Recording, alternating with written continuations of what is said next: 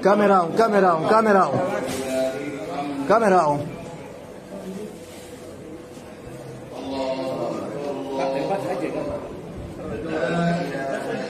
Kamera on Janni.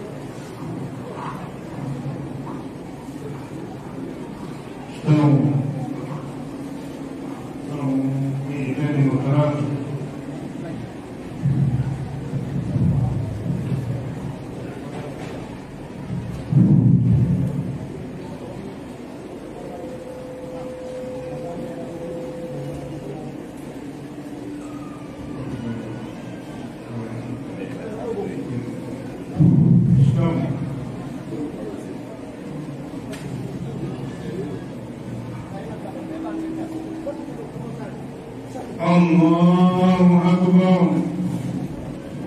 الله أكبر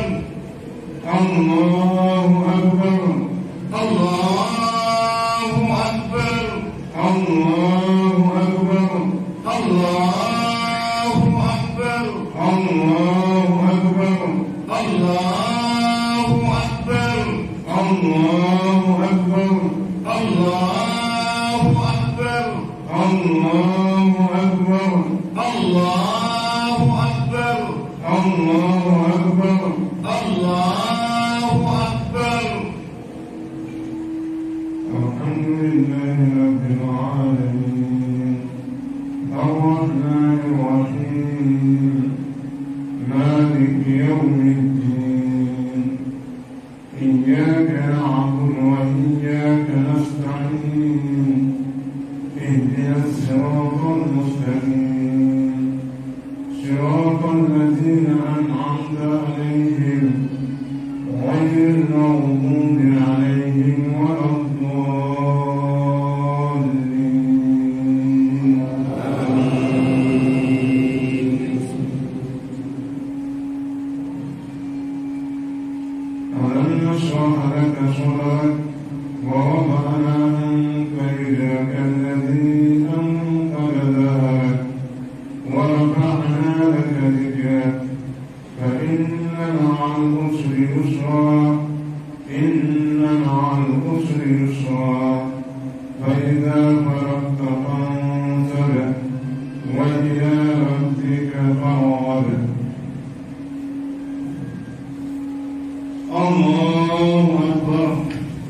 الله أكبر.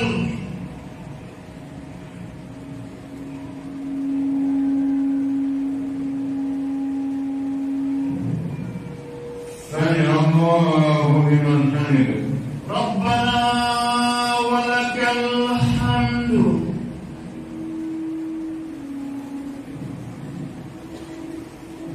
الله أكبر. الله أكبر.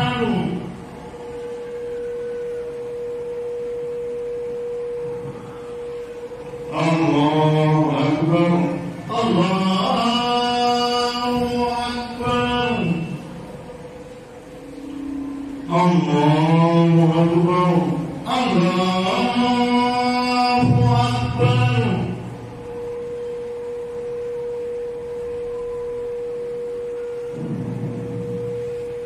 الله أكبر. الله أكبر. الله أكبر. الله أكبر. الله أكبر. الله أكبر. الله أكبر. الله أكبر. الله أكبر. الله أكبر.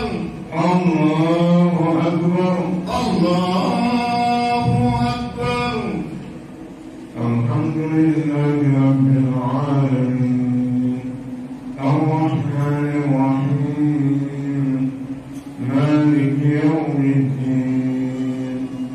إياك نعبد وإياك نستعين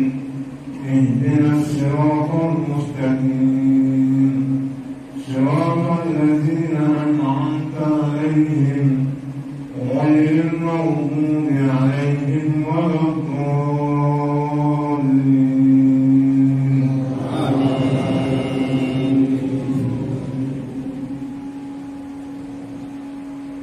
إذا جاء نصر الله والفتح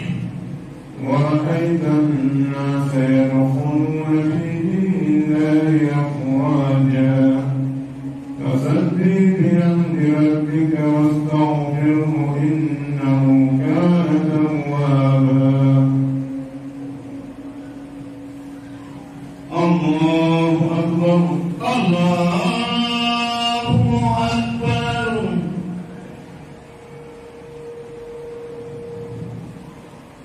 سمع الله لمن حمده. ربنا ولك الحمد. الله أكبر. الله أكبر. الله أكبر.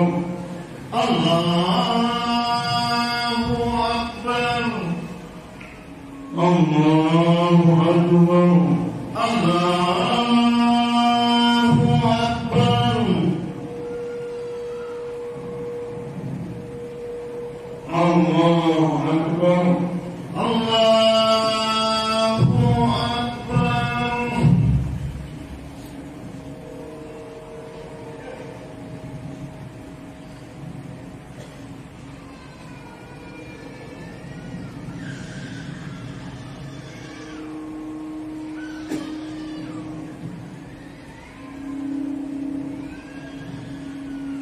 السلام عليكم ورحمة الله. السلام عليكم ورحمة الله. السلام عليكم ورحمة الله. السلام عليكم ورحمة الله.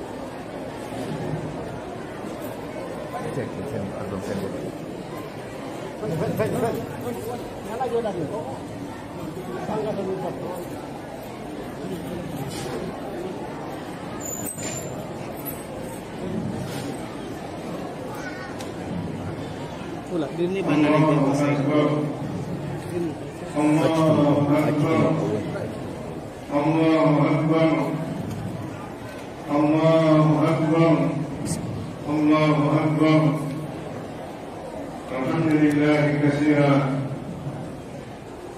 وسبحان الله بكرة وأصيلا أشهد أن لا إله إلا الله وحده لا شريك له من توكل عليه كفاه وكفى بالله وكيلا وأشهد أن سيدنا محمدا عبده ورسوله خير الخلق ترى صلى الله عليه وعلى آله وصحبه وسلم تسليما كثيرا. يا أيها الناس اتقوا ربكم الذي خلقكم من نفس واحدة وخلق منها زوجها وبث منهما رجالا كثيرا ونساء واتقوا الله الذي تساءلون به والأرحام إن الله كان عليكم رقيبا. عباد الله، إن يومكم هذا يوم عظيم وعيدكم كريم، يوم فرح وسرور. قال النبي صلى الله عليه وسلم: للصائم فرحتان يفرحهما إذا أفطر فرح بفطره وإذا لقي ربه فرح بصومه. فها نحن نفرح بفطرنا ونبتهج بإتمام شهرنا، والفرح الأكبر الذي نرجوه حين نقبل على ربنا فنرى ما أعده لنا جزاء ثيابنا. قال النبي صلى الله عليه وسلم: إن في الجنة بابا يقال له ريان يدخل منه الصائمون يوم القيامة لا يدخل معهم أحد غيرهم. يقال: أين الصائمون؟ فيقومون فيدخلون منه، فإذا دخل آخرهم أغلق فلم يدخل منه أحد. وما حصل ذلك الموقف حين يقول الله عز وجل: كلوا واشربوا هنيئا بما أسلفتم في الأيام الخالية. الأيام الخالية هي أيام الصيام والطاعات. يجزي الله سبحانه وتعالى كبر يموده ويبين كافة بنفه بين يموت كأنه يكلاها ويمكن أن كافة بنفه يموت كأنه يكلاها. ليتمكن الله سبحانه وتعالى جمعه يدوك الدنيا جمعه woni e lottidirde e hoore meɗen bimbi e kiikiide jeddo e roma no seedo alaame keeto e goonga sona allahu subhanahu wa taala gooto. kala ko ɓiɗɗo adama o rewi ko wona allah o rewi meere. kala ko ɓiɗɗo adama rewi ko wona allah o rewi ko addantamo nafa fottinantamo wabba. oɗo allah subhanahu wa taala kala hono komo hooli mo yondiroymo o yonnaymo. o waɗi kanko subhanahu wa taala o yoni ko hoore ɗo seeɗo omo o suɓi o nui e meɗen nelanko meɗen muhammadun sallllahu alayhi wa sallam. o ko jiyaɗo makko wona tapejiɗo makko. si o kafaali e oɗo ko oɓuri moɗɗude tabore nden fuu ala goɗɗo gomo o kafata. idan ɗum holli jaga o maraka bi ɗiɗɗo kay hay muhammad ko jiyaɗo makko. e to on kanko allah subhanahu wa taala yo jumla ina la ka ke ko na bene esa na ka na ke misna ana yinde qul Allah subhanahu wa ta'ala और हम लोग ताकि हम लोग भी बेरा में टूटे नूरे जिमों में इसे टूटे लेकिन हम लोग के ऊपर भी वही कियों में वो की वोट और ताकि वही की तो सोना जुबाकियों और साथ की वही की वे लोहिरों गेटल पे और बेगूर में ऐसा ना है पूरे वो अल्लाह वरुण रेंटों ऐसे गुलेटा ande kam Allah subhanahu wa ta'ala o welsidakinon baldi mo wattani e moɗon e ko wonɗon kon e wadde e ko wonɗon kon e wurde ndiyam e Allah hare ngal ñallal moɗon ɗo ko ñallal mawgal o yiiɗi ɗo ko yiiɗi tedduɗo ñalande nde tawata ko ñalande weltare nelam sallallahu alayhi wa sallam e maaki no woodani horu ko kala weltareji ɗiɗi mo welto o weltoto weltare saanade o kadi ɓen anndi si ɓurɗo heewi hare goto kala no welti sabu o tagi e gorko makko kan nde weltare ɗon ko nde misal nde neɗɗo weltoy to yeeso Allah subhanahu wa ta'ala ñande rewde yeeso Allah wiɗomo a woto mowɗa kanko subhanahu wa ta'ala o yuɓirte weldi gonnade ñande yo Allah waɗake ɗum hande hay to nawi weltare na weltare ko tawi kom e ñama yoye weltare jurɗon ko tawi kom Allah subhanahu wa ta'ala moƴƴori e makko waɗugol mo jurɗo moƴƴori e makko newnan gol mo howgol ɗuɗo lewru sumaye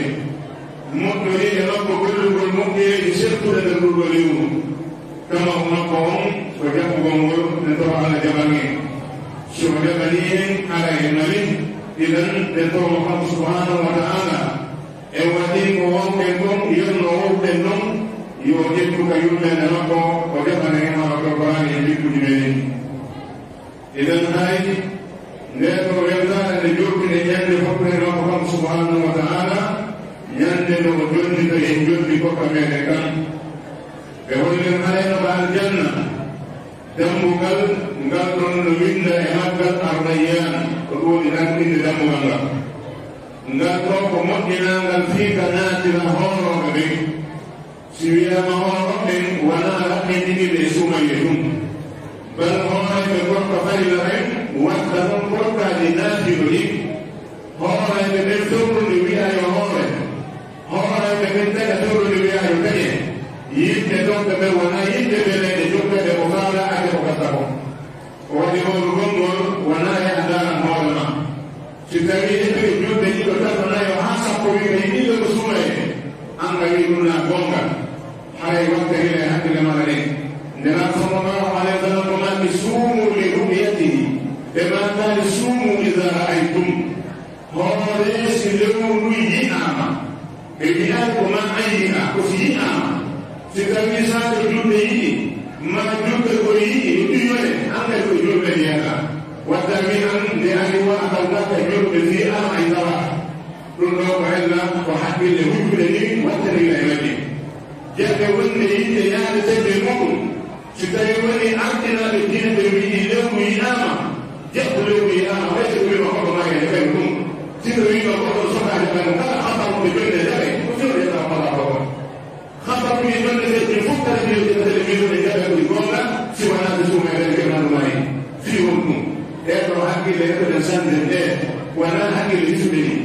jaɓen habaru anda mo wonde gonga watta wiyeɗen nde suume wuurano ko fenande nde juddal wuurano ko fenande ɗum ɗon ko hata wattade deyna idan naggo dammugal etengal rayyan o natata e maggal ko ɓe to yiɗde wuurde no hoorete ndin taƴƴide taƴetede watti sunnaji ɗi moore ɗon Allah subhanahu wa ta'ala o moƴƴini ngal ɗo o waɗi ngal ɓe natira ɗum hoolu ɓe ɓe noddoyde ɓe yimmoɓe nanoɓe naata si ɓe ranni natude ngal ɗo dammugal ngal ferne Allah subhanahu wa ta'ala wi'ana ɓen ɓe yimɓe aljanna ñaame yaron no ndewani on sabu ko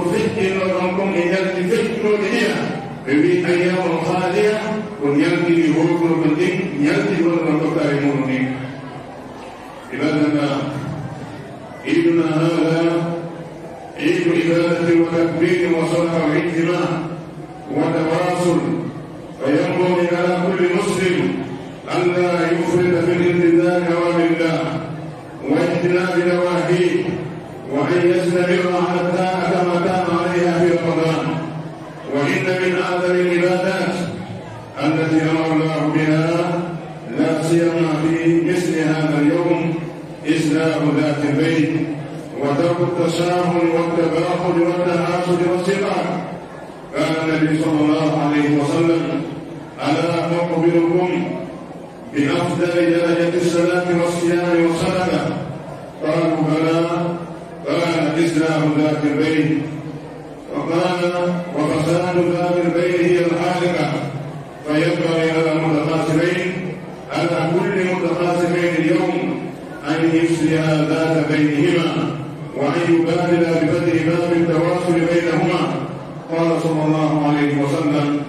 ما زاد الله عبدا بعفو إلا عزا وما توالى عبد لله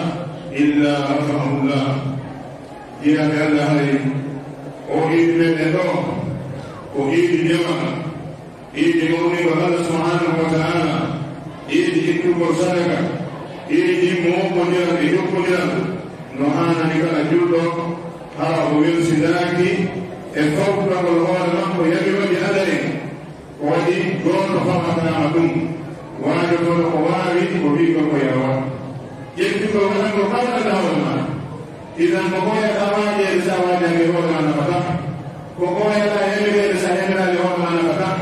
مقوية لا عندي لساحة لهوى نفتح إذا مقوية ما خلما من نورنا ndama Allah yake na watu kwa kuona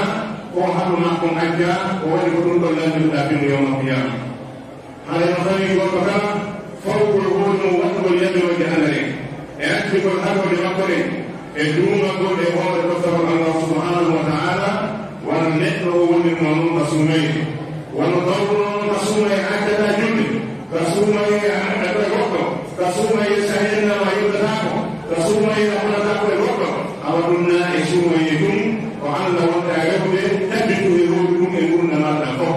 يكون يوم إذا إسومي تبتبتاع ومك مؤمن يبتبتاع إسومي تبتبتاع وقال يبتبتاع إسومي تبتبتاع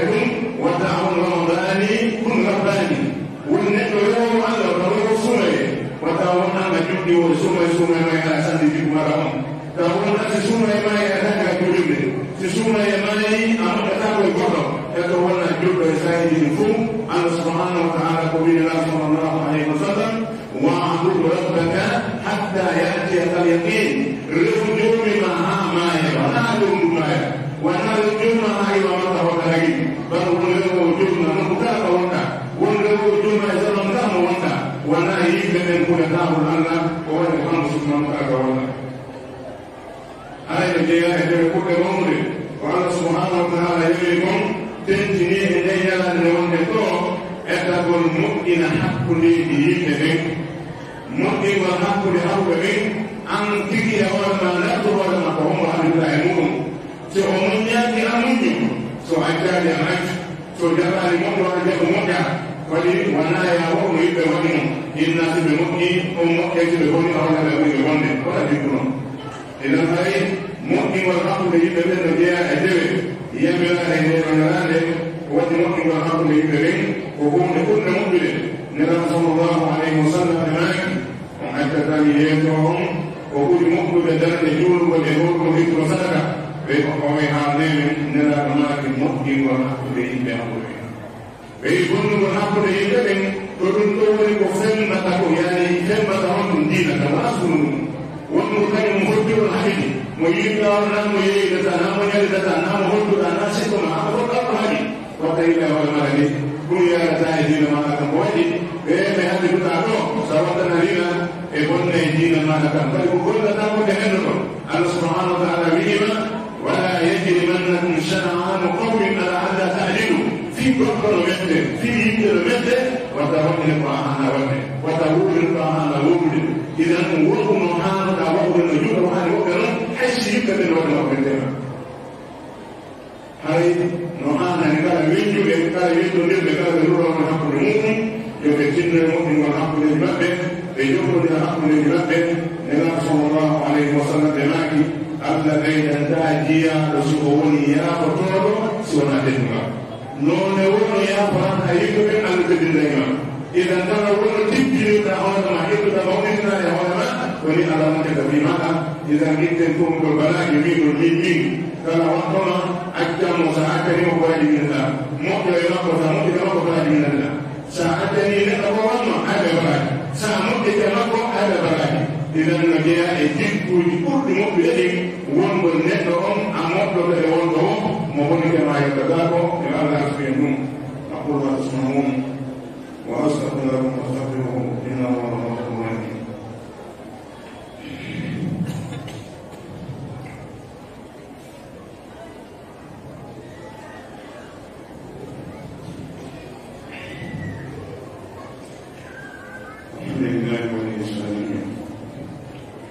أشهد أن لا إله إلا الله وحده لا شريك له وأشهد أن سيدنا محمدا عبده ورسوله وصفيه وخليله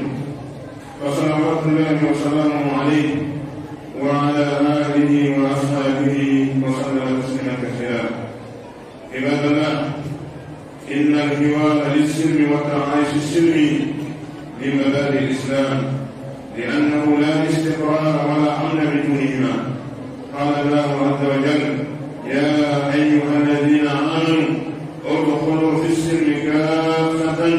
ولا تتبعوا خطوات الشيطان إنه لكم عدو مبين. واعلموا أن الحق والعدل أساس هذا القوم، فلا تقدم ولا تطور ولا اجتهاد إلا بتحقيقهما. فقد جعل الله عز وجل حل المشاكل في كتابه العزيز قائلا: إن الله يأمركم أن تؤدوا الأمانات إلى أهلها وإذا حكمتم بين الناس أن تحكموا بالعدل إن الله نعم ما يعظكم به إن الله كان سميعا بصيرا. يا أيها الذين آمنوا أطيعوا الله وأطيعوا الرسول وأولي الأمر منكم فإن تنازعتم في شيء فردوه إلى الله والرسول إن كنتم تؤمنون بالله واليوم الآخر ذلك خير وأحسن تأويلا. إن يجد الله سبحانه وتعالى يترون جلنا صلى الله عليه وسلم يبين لنا كريم يسار الله لنا كريم مسلم يا الله عندي مالك يوجد الحق ليك هدوء يوجد الحق ليك كل يوم يوجد الحق ليك هدوء في كسي نبهم الدوام التوجد للكتب نقول جاء الإسلام عندي بل نجينا يجيك على الدوام سأتبعك على كل هبتاكم ستبدي وعلى ستبدي يبدأ ولد من وقتها ناقع مكة يبدأ ولد من مكانك من يقول مكة ويقول نقول يا رب ولد فيبدأ ولد من تعجن يا رب الله سبحانه وتعالى ويكون يقول له ناتي كان دينا ولي كسيه وتنجوه لا بشيطان وتكون فيه ونبو wadi seytaane ko kañum moɗon mo suuka ko kañum feññino ngeni mum kadi idan so anndi noon goɗɗo ko kañum a ɗoftire mum ko fala kon waɗe annde ngaray ko wiyete kon goonga e nunɗal ko ɗum ɗo woni sifas man nde windere nde wonde e muɗum ɗo o adnaro o wawata tabitude ko wona moƴƴe makko o keɓo lorno makko kan daɗe si wona si goonga e nunɗal tabitike makko yaakon yeeso ala ستجدون نغلا حرى الله سبحانه وتعالى ووديك دفتر حق تجده كان قياني حق نجيب لمن كجي وهنتو حتى يربك نور وهنتو سلس مقبول وبيكم سبحانه وتعالى أن يبنيهم يرجني تهولا جدين جنة كان نحن هولاك وأنفنا هون يوم جنة تهولي تمكن تجيبه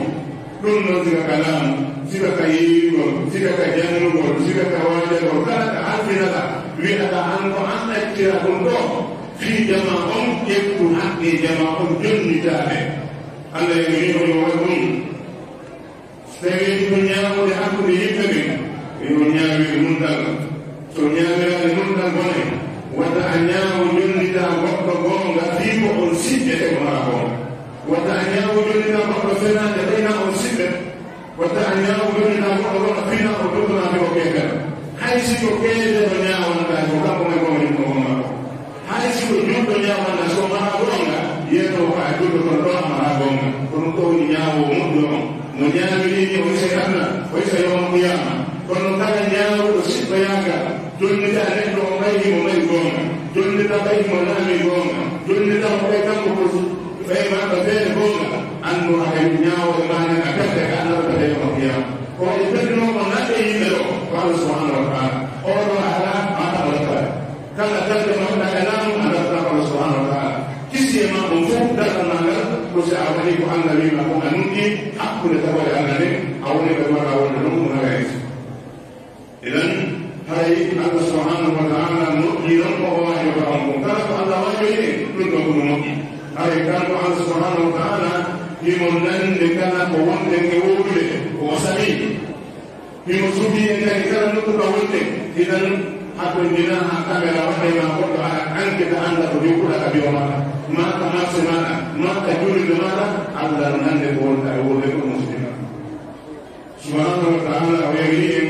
si tawi woni en koɗodiri hunde hakkundeji meɗen waɗa e yejjiri waɗa e piiru yehi yilluka deftere Allah e ka sunnaniraɗo sallllahu alayhi wa sallam yehi yillu ɗiɗoɗaɗen so heɓaɗo feere taɓɓe ken haa yiɗen annde nannoɗen kama koɓe anndude goɗɗum ñawode hunde ɗo ɓe yaltinanen ka deftere rasulillah sallllahu alayhi wa sallam ñawode hunde nden annen wata mo ɓe wi ko ɓe wi kon ko ɗum si yettunden ari hakkude yimɓe mo ɓeyo makko waɗi fenditugol ko amay ko ngana waɗi ngari e hoore maɗa ɓeɗɗi idan koyen Allah subhanahu wa taala e yamiri en ɗoftagol Allah ɗoftonde lama sallllahu alayhi wa sallam ɗofto yamira on jomirande fiya kuuji meɗen ɗin ko waɗi jama o wawata wuurude silamu ala jama woɗema wawata wuurde landama ko wendera sallllahu alih w sallam ɓenaki haysi ko takkomoɗumen e hoore lawol yoɓe waɗa amir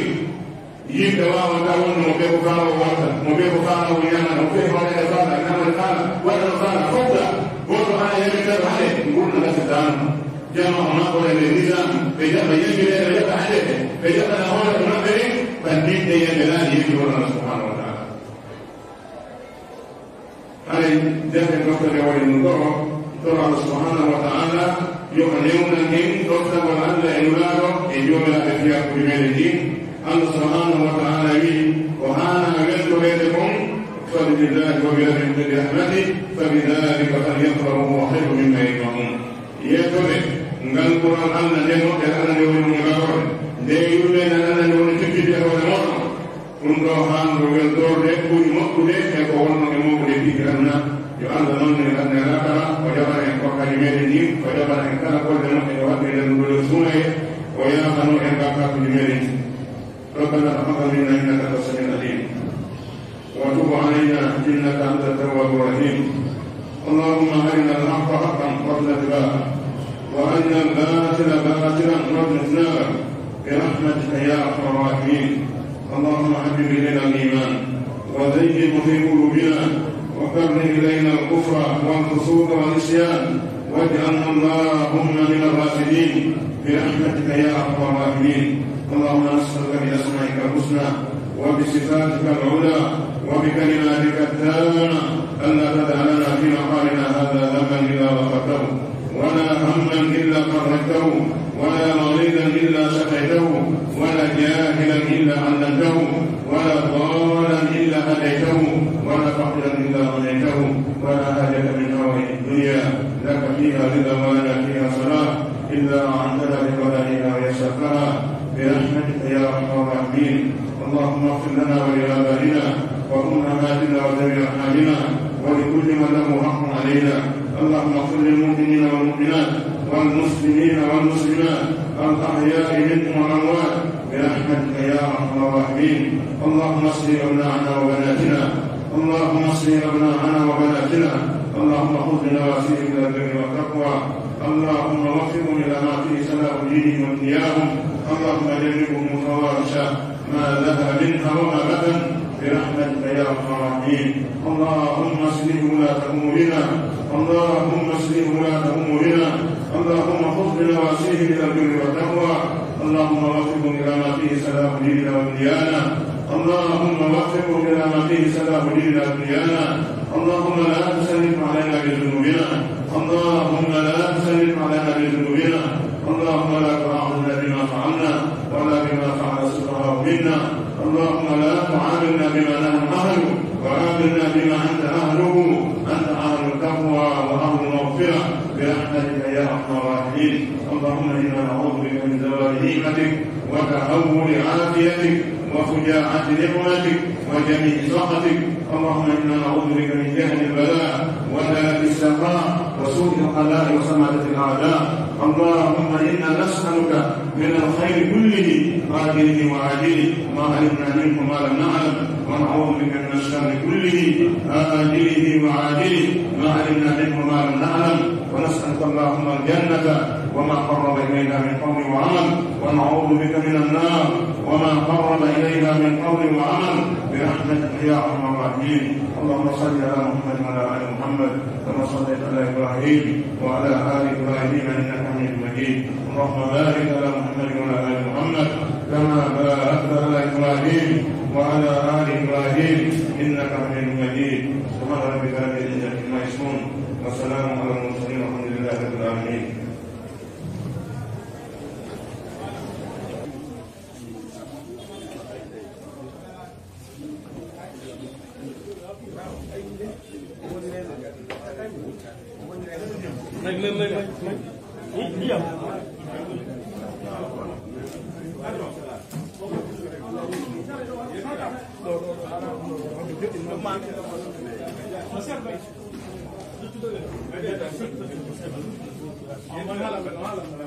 Good morning.